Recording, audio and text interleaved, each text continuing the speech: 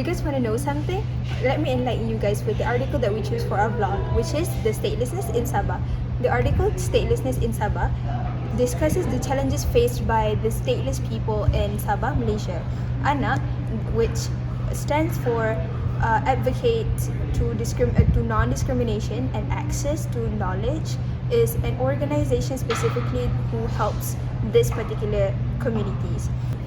The group primarily works for children who come from non-citizen communities, advocating for their rights and to access education and also the other essential services. To sum up, this article highlights the importance of addressing the statelessness to ensure equality and also other opportunities for children in Sabah.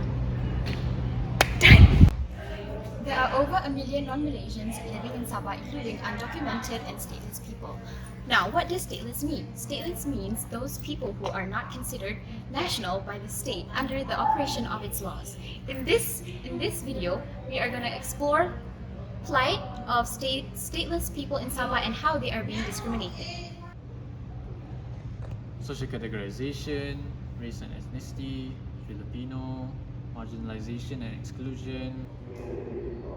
Oh, hi. The first concept we'd like to talk about is social categorization. The social category that is closely related to this topic is race and ethnicity.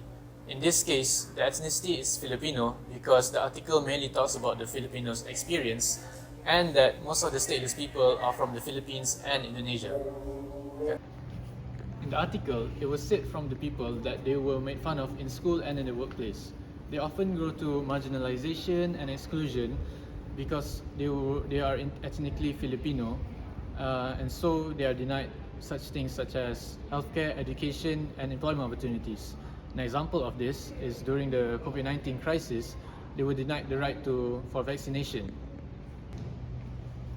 So it's shown that the Filipinos are socially discriminated against and on top of being discriminated by the government in terms of needs such as healthcare, education, and employment opportunities.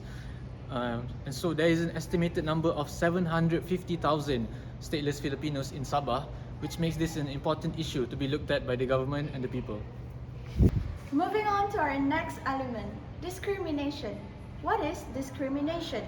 According to Gamble and Gamble, discrimination can be defined as improper or unfair treatment of categories of people based on their race, age, sex, gender, and ethnicity, as well as other group of memberships.